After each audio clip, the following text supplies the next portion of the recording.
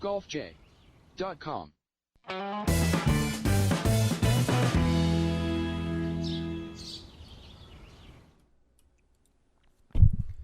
Hey everybody, Jim Sinacropi here with a special edition of the golfj.com podcast. On Wednesday, March 16th, 2016, I'm Jim Sinacropi, and today I'll be talking with Eric Kaplan. In 2010, he founded the Eric Kaplan School of Golf, and that is involved into AXYS Golf. He's the author of AXYS Putting, 4 Secret Body Locks, and he's worked with Bernard Longer, Miguel Angel Jimenez, among others, and as recently has really been kind of in demand with some of the best players in the world, so we'll be talking about that. And his methods were born out of a desire to help golfers afflicted with Parkinson's disease, and that's really kind of morphed into a system that's great for all golfers, including some of the best golfers in the world. So I have Eric on the line now. Eric, thanks for taking some time with us today on the Golf J podcast. Jim, I'm very happy to be here, and thanks for having me. So give us a little bit about the backstory about how you came into this field and how you developed this method, because it's wildly interesting. I appreciate it, absolutely. For me, I've always felt, like many, that golf has the power to change lives. And I discovered this, very much at a ripe young age. I actually started playing golf when my father was diagnosed with Parkinson's. And so for me, golf really became, like many, my escape and my catharsis. And in growing up, the universe, whether it be, life certainly had a funny way of guiding me. And I met, several people who played golf and were afflicted with Parkinson's. And what's interesting is that I remember meeting one guy in particular named Leonard Redlick. And Leonard has since been one of the most influential people in my life. And I remember the first time I met Leonard, he was on the 10th tee at a golf course in Aventura, and he had a little bit of an issue putting a ball on top of a tee. And I walked over to him, I was 10 years old at the time, and said, "Excuse me, Mr., but do you have Parkinson's?" And what's interesting, of course, he was taken back a little bit, and we became very fast friends. But in developing a friendship, I learned and realized there are so many interesting, almost strange common traits between him and my father, in that they were both lawyers from UPenn, both, same color blue eyes, and both diagnosed with Parkinson's at the same time. And for me, what was, intriguing, interesting, and also quite sad was watching the way that Parkinson's disease affected both Leonard and my father. Leonard, to this day is still a student of mine and gets around quite well. My father, unfortunately passed away 2 years ago. In the last 8 years of his life, he was bedridden. And for a young, impressionable kid, the only real difference between these two men in my life is that one played golf and one didn't. And, for that reason, again, that young, impressionable kid said, well, you know what, golf is the answer. In many respects, I was right, because the thing about the golf swing and playing golf is the constant, perpetual repetition of motor function. And the interesting thing about that is the process of relearning motor function rebuilds myelin sheaths in the brain, and it's actually one of the most therapeutic things that someone with Parkinson's disease can do. And so it was of my goal to open up schools for the sake of teaching people with Parkinson's how to play. Just the fact that relearning motor function is therapeutic. And so it's not to say that it's just golf, because there's been kind of a movement with Parkinson's patients using boxing or Tai Chi or ballet. Golf for me was just that avenue. And so what was interesting and even uplifting, which was when going around and playing with Leonard and giving him lessons and stuff like that, he would show up to the golf course with what seemed like full body armor. He would have elbow pads, knee pads, and a helmet on, in that every single time he'd go to hit a golf ball, he'd fall forward. Every single time.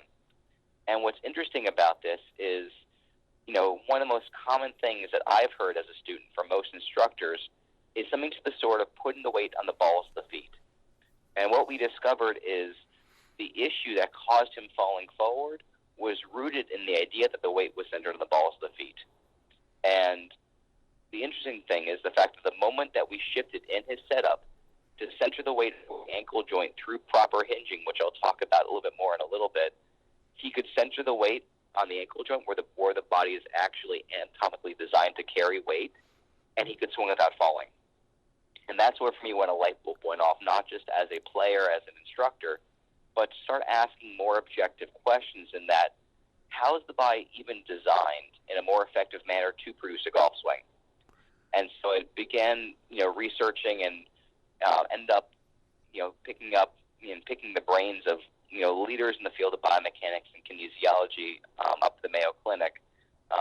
Gentlemen by the name of Dr. Richard Berger and Dr. Bill Cooney have been instrumental, as well as Dr. Sandra Doman, who's a local sports chiropractor who works with, again, a lot of pro athletes, and asking more objective questions in terms of how's the body designed. Right. With questions, we came up with much more definite answers. And while, working with these leaders of the fields, we started talking, first and foremost about putting. And what's interesting is the same fundamental principles that we learned, not just for, the full swing, also applied itself to putting. And we were able to develop a method that we could teach someone with Parkinson's not just how to play with better balance, but how to putt and limit the shakes and tremors in their hands. And that's, for me, is when it was very much like Hello World, because I got a call from Bernhard Langer. He was intrigued with the method, and this was back, early 2014. We made a couple of changes to his stroke, and we talked about his full swing. We work, a little bit today on the same stuff we talked about well back then. And for me, it's been absolutely surreal because, my book came out within the last month. I was out at the Honda Classic and had, players like Adam Scott and Rory, Bernd Wiesberger, all really intrigued with the method, just understanding that what we've done in a putting stroke is create a single-axis putting stroke with only one variable. And for me, the entire thing has been quite surreal from, being at the Masters inside the ropes and everything else. It's really been coming from a place of saying, let's use golf therapy, and whether it be somebody who has Parkinson's, whether the one that I have with my students is the belief that golf has the power to change lives. So it's been absolutely surreal for me. It's been incredible, and really cementing a way in which we can help absolutely everybody. Yeah, and amazing, the guys just mentioned, Adam Scott, one of the hottest players in the world right now, Rory McIlroy, ranked number 2 in the world, Bernd Wiesberg, he's many people are predicting him to be the next great thing, and so these guys are actually seeking you out because they've kind of heard of you, or it's been passed along, or they've seen the book. You mentioned Adam Scott read your book in one night before the Honda Classic. That's pretty cool. Yeah, I spoke to him on Tuesday. He said he finished the book Wednesday night before the Honda, and of course he's had a pretty good run ever since. Yeah. And I can certainly, kind of go through, the method a little bit with you. It's even kind of interesting to talk about. Yeah, definitely. For sharing it. Yeah, it's interesting to me how you start out focusing on helping someone with Parkinson's, but kind of by simplifying the approach to just focus on that, then leads you to discover all these other, maybe, I guess you could call them truths about the way the body was meant to swing a golf club. And, especially with the putting too, it seems to me like with the guys on tour right now, you're like the guru now. People are talking, you got to talk to Eric Kaplan. He's got this great new method. And it's similar to the way that kind of Dave Peltz, is viewed as a short game guru. And so that's just amazing. And it's got to be really surreal for you to have these top players in the world, talking about you. So going back to the method, share with us a little bit about the method. Absolutely. I mean, for me, the most important question a student can ask me is why. Because if I can't answer the question why, they shouldn't listen to me in the first place. Yeah. And what's interesting is that even, kind of defining fundamentals, we want to talk about exactly what we mean. Because a fundamental, by definition, is something that is independent of anything else. And you can walk into a lesson, have somebody talk about the path of the putter around the body, for instance. They'll say, it's a fundamental that the putter should work in an arc around the body. And even though they're saying the right thing, the right answer from the wrong place is still the wrong answer. Because what's going to dictate the path of the putter is how you rotate. And how you rotate is dependent upon your posture. And so if you're focusing on going ahead and talking about what the putter is doing without talking about the way the body should set up, you're really putting the carriage before the horse.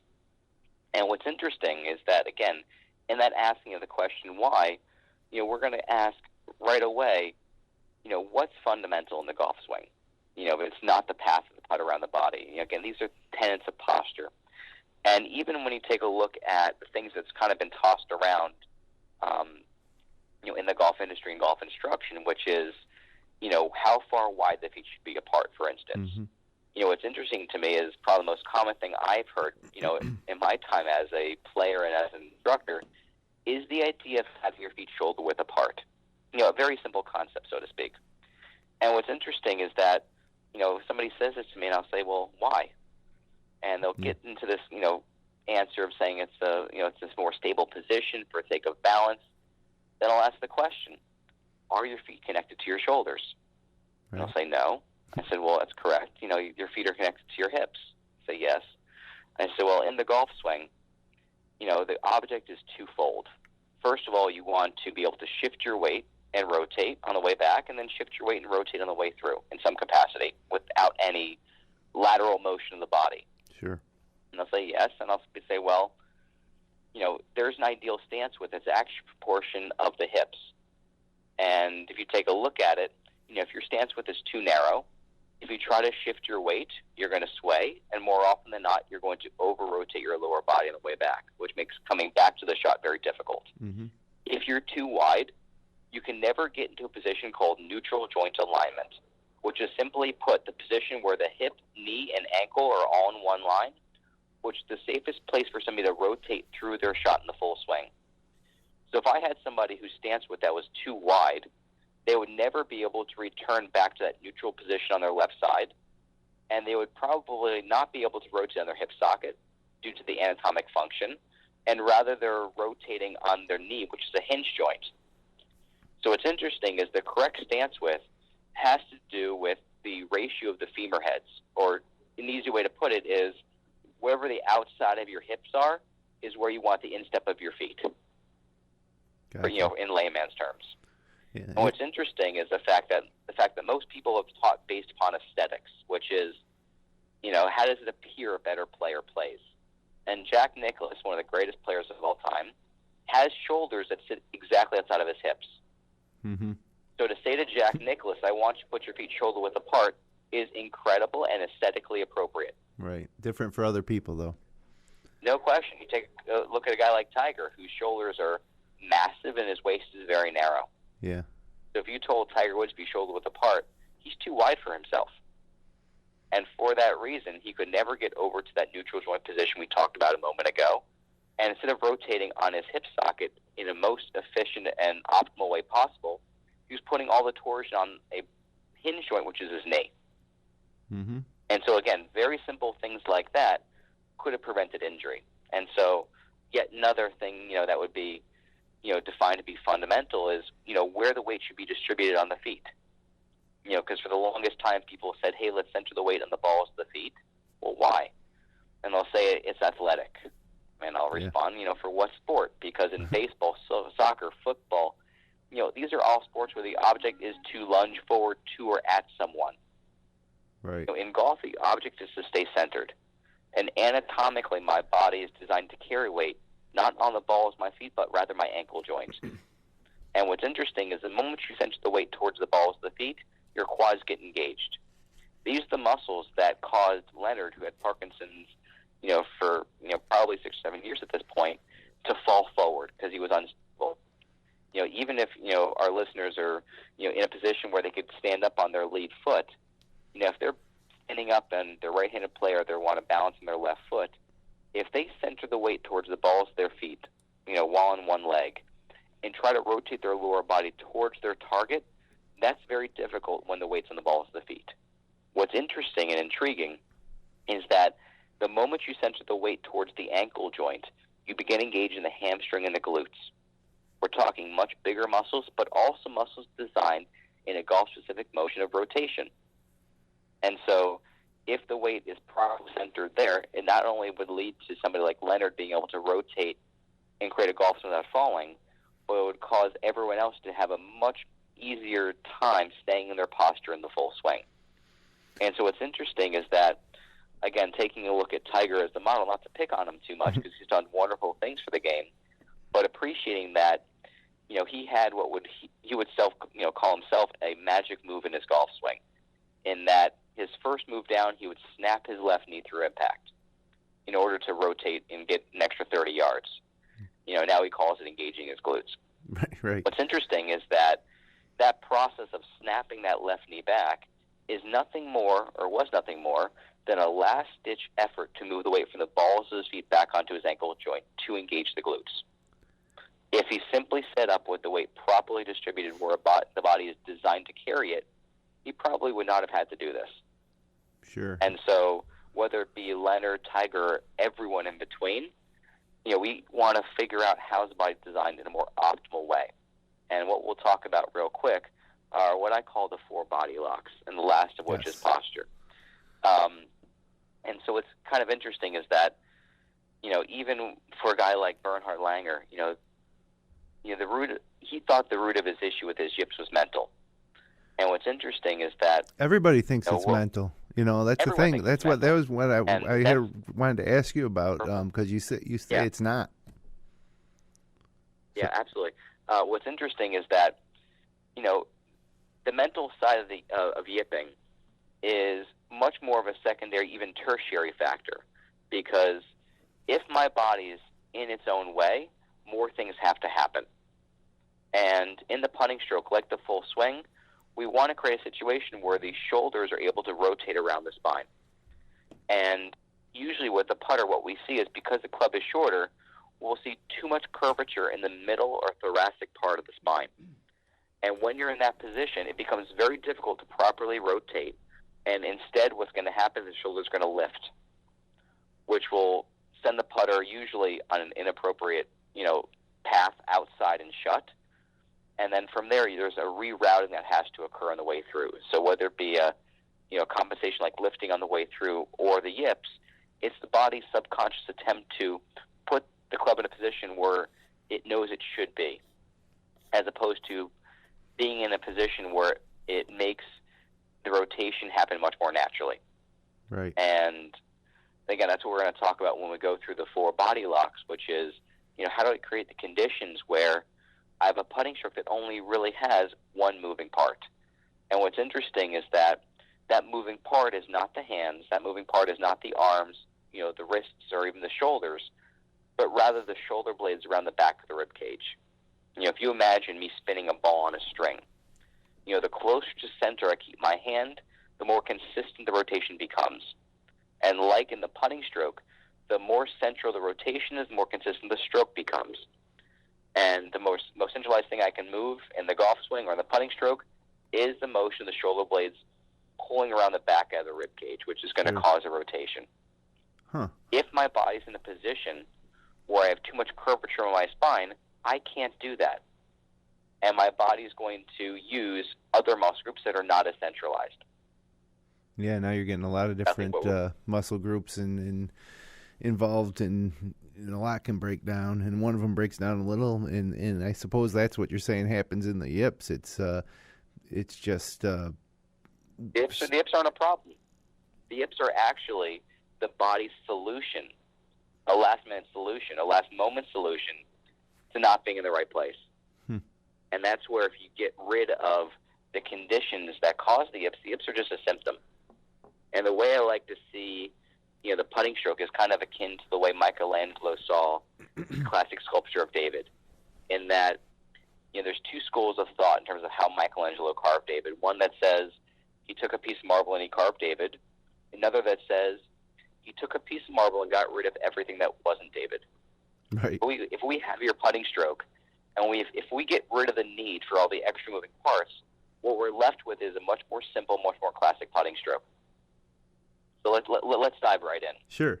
What's interesting is that if you hold the putter the same way you hold the other clubs, you're setting up anatomically at a disadvantage. And what I mean by that, if the putter's in the fingers, you're going to create a little bit of an angle in the wrist, and that's called radial deviation. Mm-hmm. And what's interesting is that from that position, even though in the full swing you want to use the wrist as a lever, you have tremendous range of motion of the hands. What's interesting is that you think about the wrists kind of like the Rubik's Cube of the body, in that if you move them in different positions, different things will happen. The moment you bow the wrist down into a position called ulnar deviation, where there's, kind of what looks like what Steve Stricker does, you move the wrists and the bones of the wrist into position that we call body lock number 1, that will even restrict the range of motion possible. And so if you were to stand up straight and hold the putter out in front of you, between the pads of the hands, not the fingers. Mm-hmm. And so, again, this is advantageous in that, 1, will restrict the range of motion possible. 2, it will allow the putter to point at the true center of rotation, which is the spot right between the shoulder blades against the spine. If you want to putt on one axis, which is going to create a lot more consistency, and the putter's in the fingers, it's always going to be pointing down towards your belly button or lower. By having that little bit of, with the putter between the palms of the hand, it's going to, restrict the range of motion possible. For someone with Parkinson's, what's absolutely incredible to see is for many, when the putter's in the fingers and they have that little bit of, hinge in the wrists, the hands will tremor. The moment you bow the wrist down, the hands will become much more steady. Wow. And so if you want to get rid of these smaller muscle groups, that's a wonderful way to do it. And so it's kind of like a first line of defense against the yips. Moving kind of close, from there you want to have both hands with the putter in between the palms of the hand, which is probably why, those bigger putter grips have become quite popular, because it kind of sets the club there a little more naturally, mm-hmm. even though you don't need a big putter grip to do it. And so from there, you'll notice that the V's of both hands, so the left hand and the right hand, are not pointing up towards the middle, but rather towards each respective shoulder. Right. And so that would complete what we call body lock number 1. Body lock number 2, we'd ask somebody to hold the putter out in front of them, of course pointing right at the sternum, and to bring the putter in towards them, probably 2 or 3 inches. Now from there, what I want them to do is externally rotate their arms in against the side of their body until their biceps and their pecs are kind of connected. Mm-hmm. And this is what we call body lock number 2, which will kind of mitigate the motion of the wrists and forearms as well as the elbows, but more importantly, keep the radius between yourself and the putter consistent. You're kind of creating 2 natural anatomic anchors. And so for all the debate that's been happening over, the anchored putting stroke, you're now creating 2 anchors. Right. And Just so, that with it. And so from there, you're again working from the putter back towards center. You're kind of getting rid of the extra moving parts. Because a very common mistake I see is for a player to be setting up in a position where their elbows are outside of their shoulders. And from there, there's kind of be gaps between their arms and their body, and it's very difficult to keep that gap consistent on a very, superficial level. On a more technical level, it's going to cause the path as well as the face angle to perpetually change over the course of the stroke as opposed to being constant. Yeah, I can absolutely see that. That's what we call body lock number 2.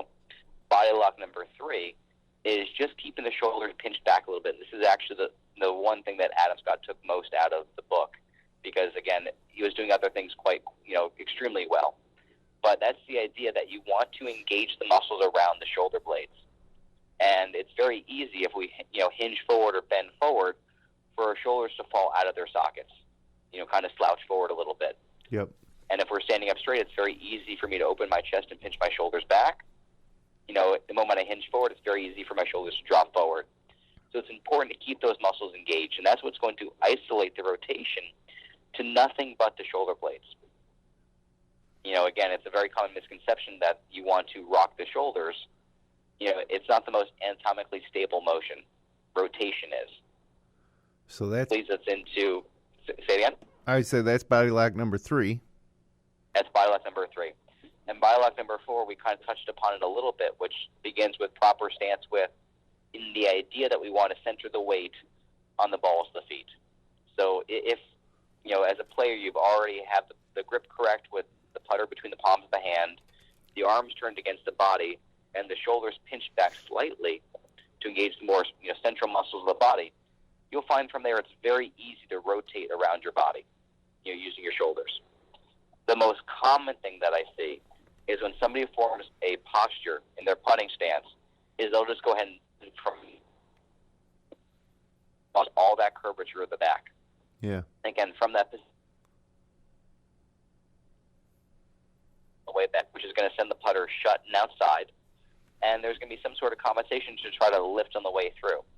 So whether it be left hand low or trying to push the face down the target, these are all compensatory moves.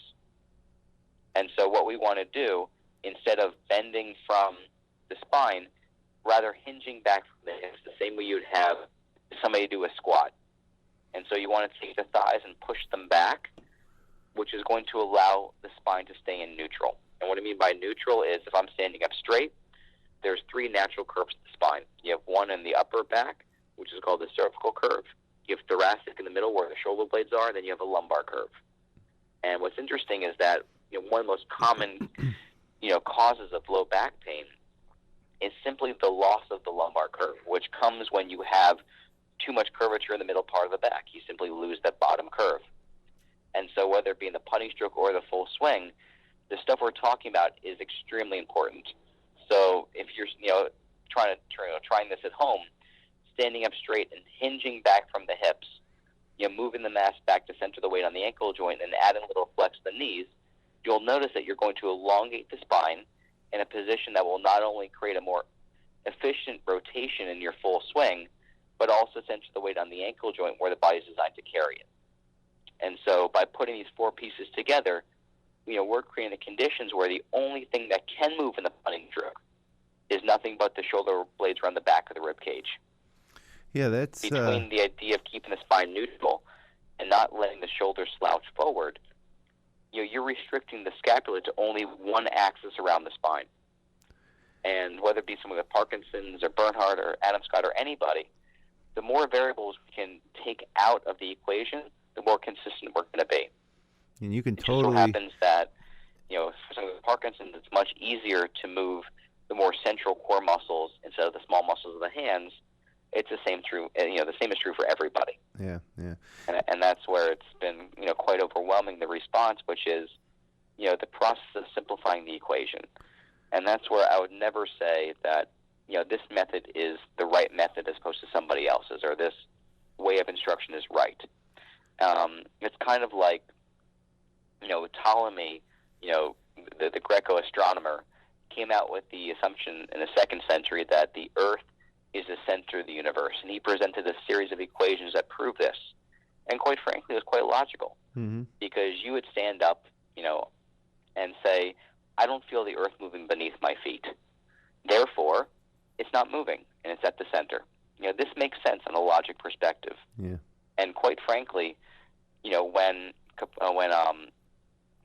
Copernicus published on the rotation of celestial spheres, at no point did he ever say that Ptolemy was wrong. He just presented a simpler series of equations to explain motion.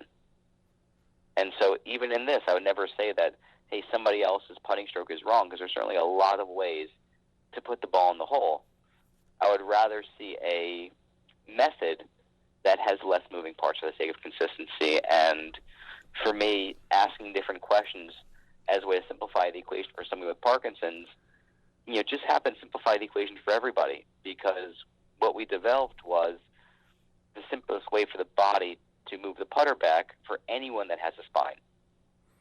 And it's, as a golfer myself, I find myself changing what I do with my putting stroke all the time. Try a forward press, move it up towards the front of the foot, move it to the back of the foot, open the stance, close the stance. I'm always searching, and then you find something that feels good. It works for a couple rounds, and then you're searching again.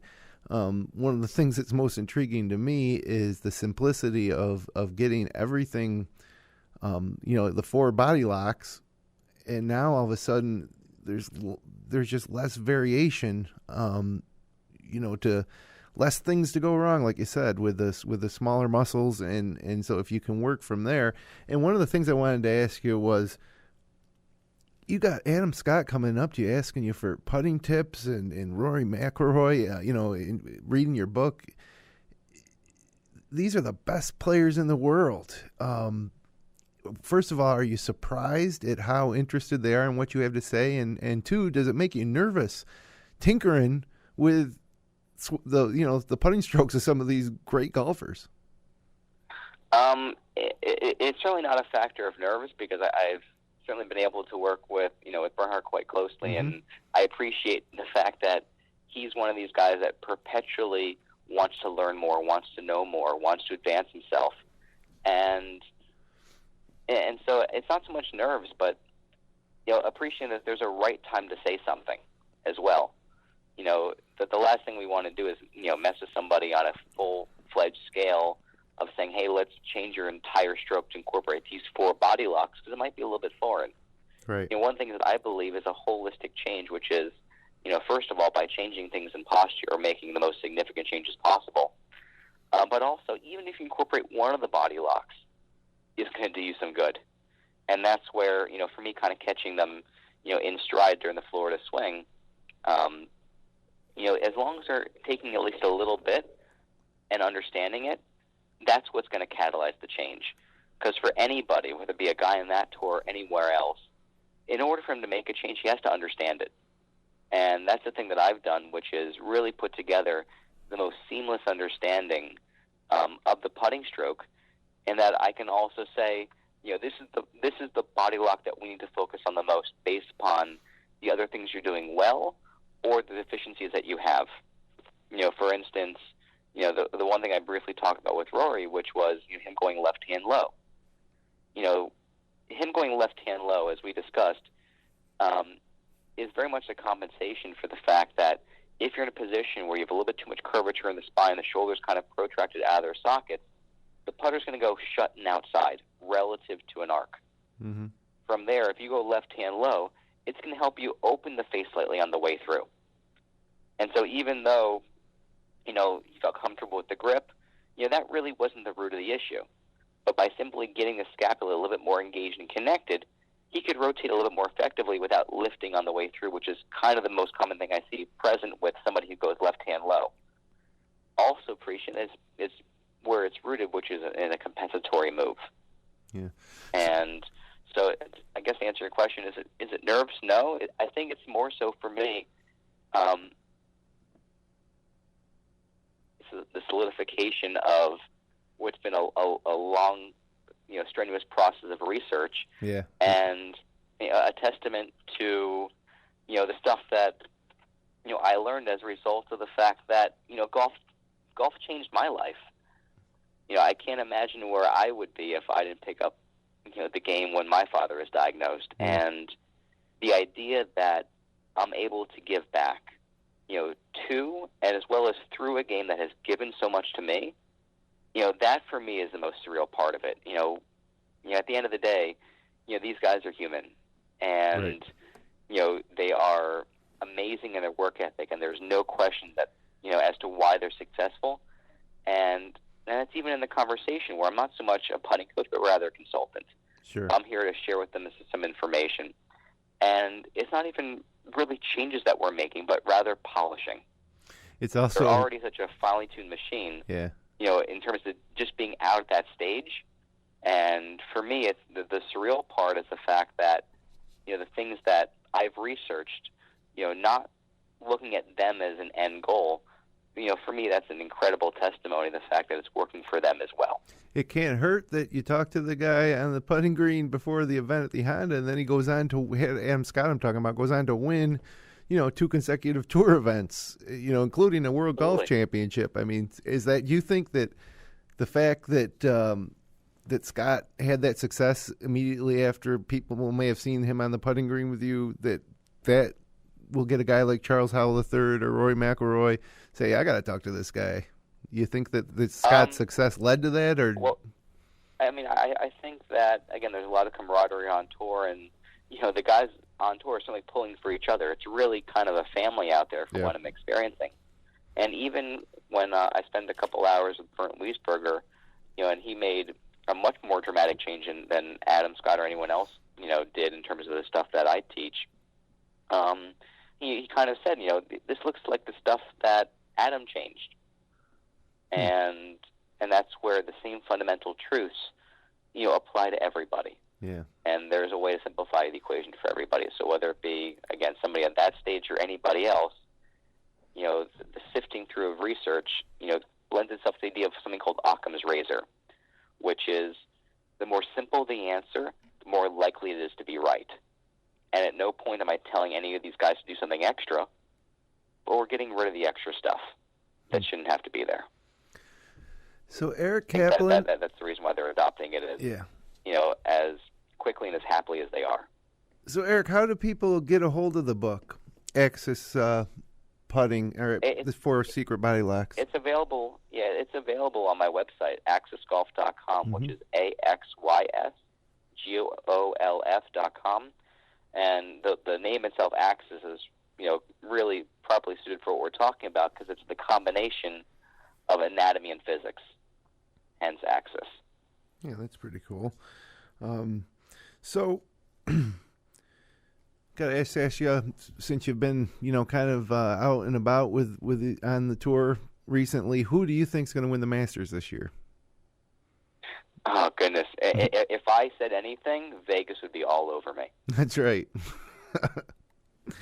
I would think that Adam Scott has to be looking pretty good. He's worn the green jacket before, and he's obviously, and the funny thing about Adam Scott winning twice in a row is that everybody was writing him off, thinking with that long anchored putter that, he was going to have to take a year at least to adjust and maybe never even get back to the level of one of the top players in the world. And here we are just a couple months into 2016, and, he's my favorite to win the Masters.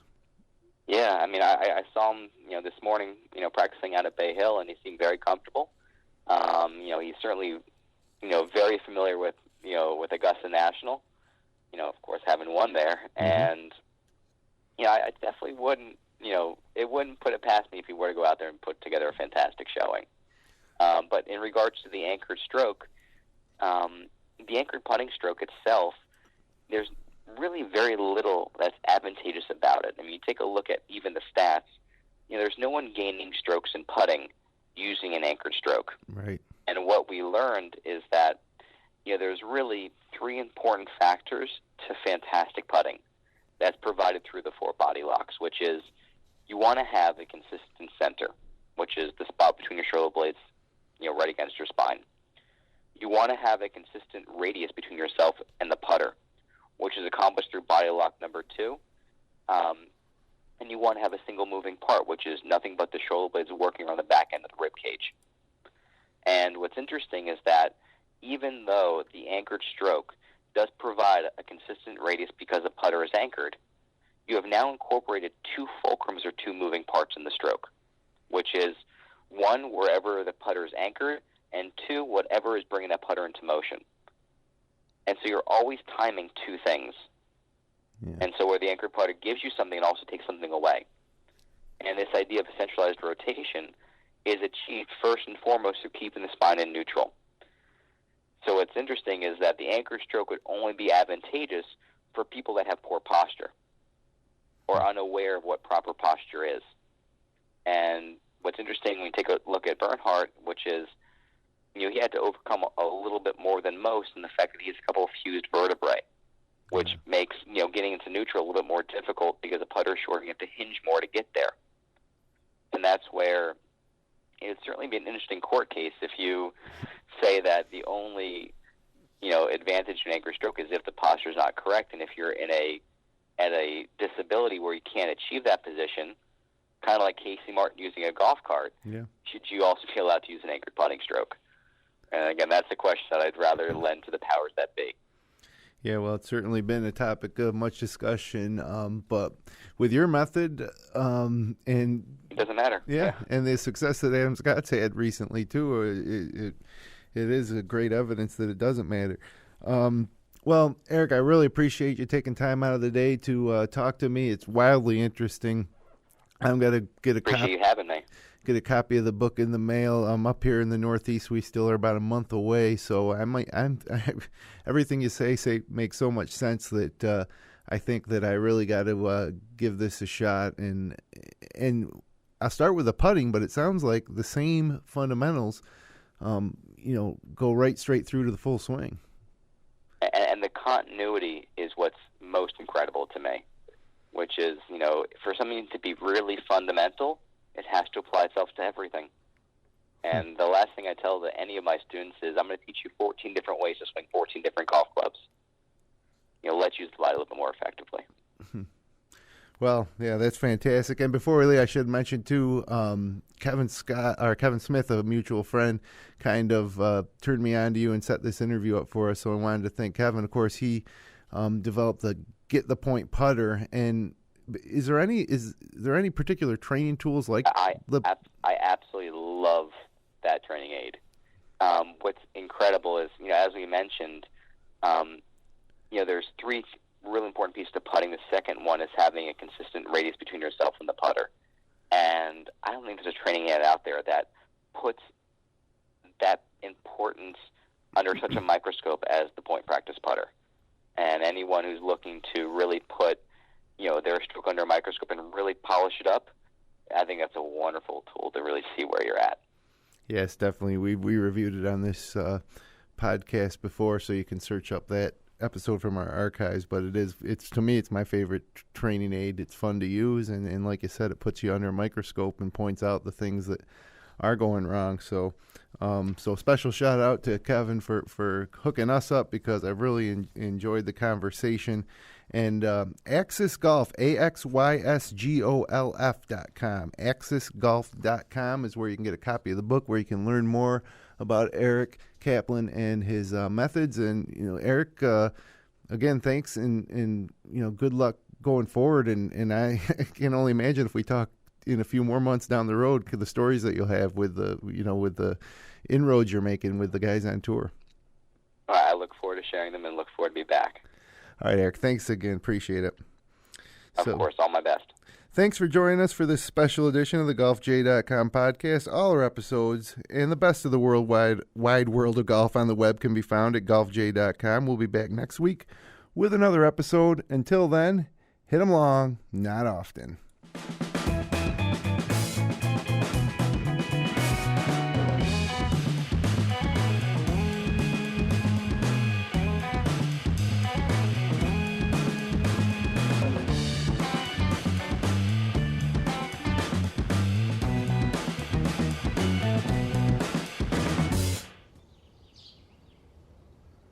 GolfJ.com